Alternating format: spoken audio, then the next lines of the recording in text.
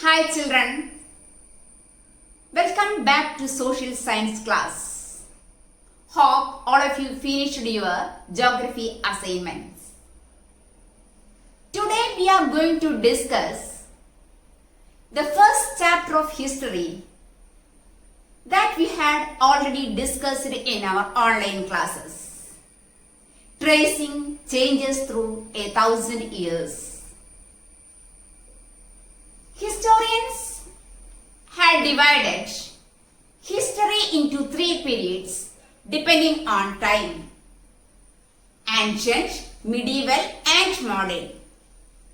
The period from 8th to 18th century falls into the category of medieval period, that is from 700 AD to 1750 AD. During this period, that is from 700 to 1750 AD, what all historical changes took place in India that we are going to study during this year. Children, have you noticed two maps here? The first map was prepared by an Arab geographer, Al-Idrisi. An Arab geographer, Al-Idrisi, prepared this map.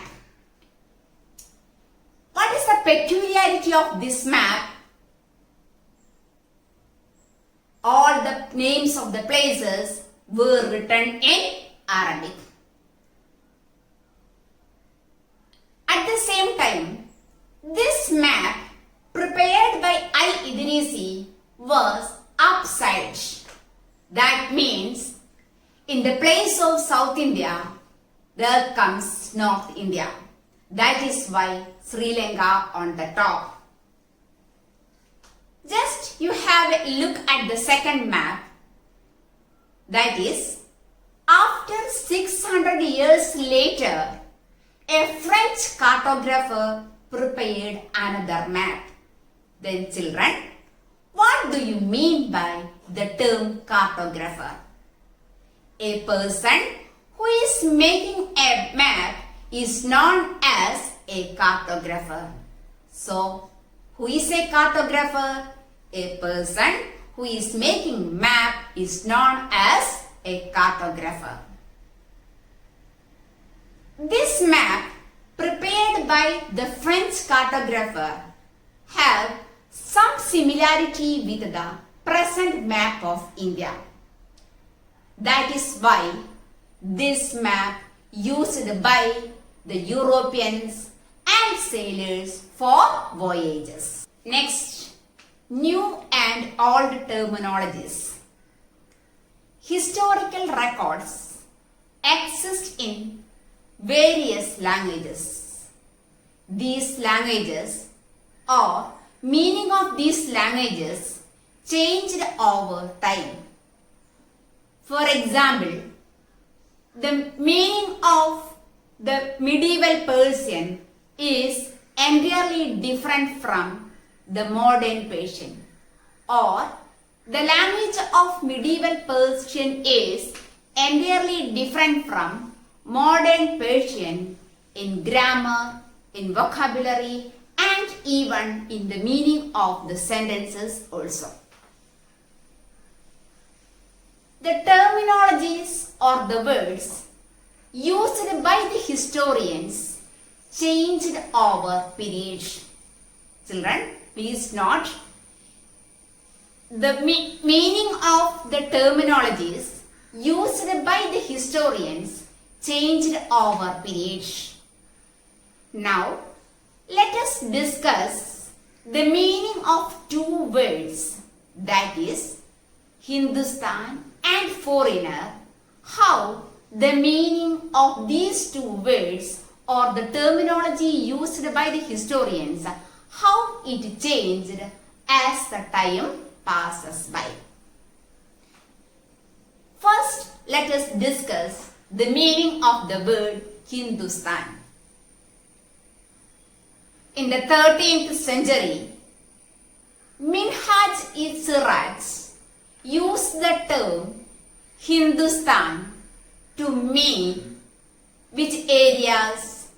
He used the term to mean the areas of Punjab, Haryana, or the land lying in between Ganga and Yamuna. Please note down, Minhaj-e-Siraj used the term Hindustan to mean the land lying in between Ganga and Yamuna and the areas of Punjab and Haryana. Actually, he used the terminology Hindustan to mean the areas that came under the control of Delhi Sultanate. He did not include South India in his terminology Hindustan. Later, in the 16th century, children, during 16th century, another poet named Babar, he used the term Hindustan to describe the culture and geography and fauna of the inhabitants of the subcontinent. After years, another poet, Amir Khusro, also used the term Hindustan to mean what he meant in the Babar's version. Actually, they did not include the full part of India when they used the term Hindustan. Then, at present, what do you mean by the term Hindustan? We mean it to describe Hamara Desh. That means our India.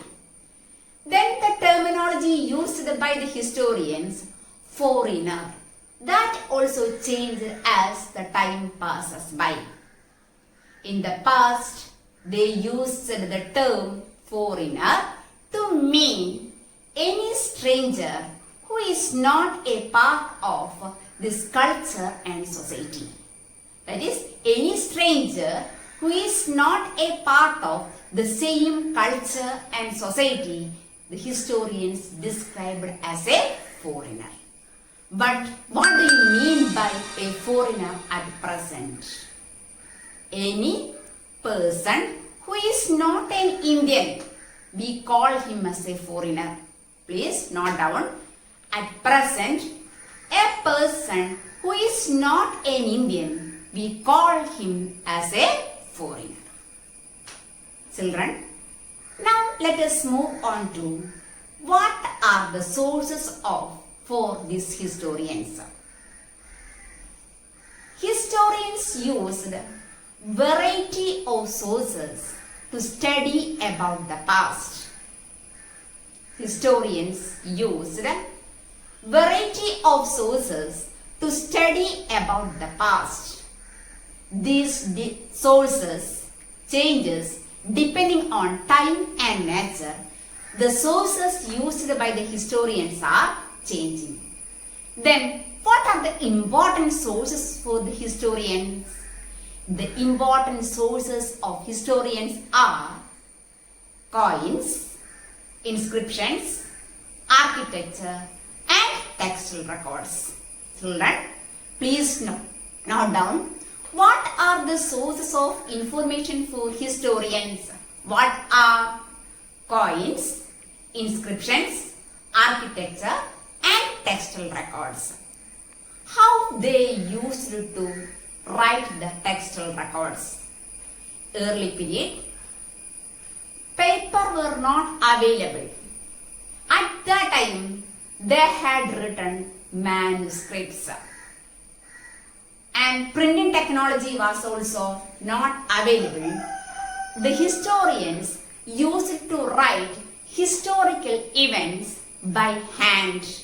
These are known as manuscripts. What do you mean by manuscripts? Manuscripts are handwritten copies. Then where did these historians kept these manuscripts? Historians kept these manuscripts in archives. So, what are manuscripts? Manuscripts are handwritten copies. Where did they kept it? They kept it in archives. So, while keeping these manuscripts, historians faced a lot of difficulties. What are the difficulties faced by the historians for using these manuscripts? The most important difficulty faced by the historians for using these manuscripts are they were not able to understand the handwriting of most of the authors because they were written by hand. So, while the scribes used to copy it was quite difficult for them to read the handwriting of these authors. So, when the scribes used to copy these manuscripts, they used to guess some words and sentences. At times, they entirely changed the meaning of the words or sentences from the original version.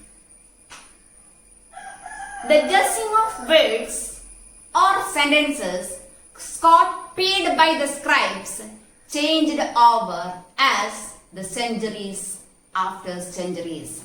So, the manuscripts that were present today is entirely different from the original handwritten copies written by the authors.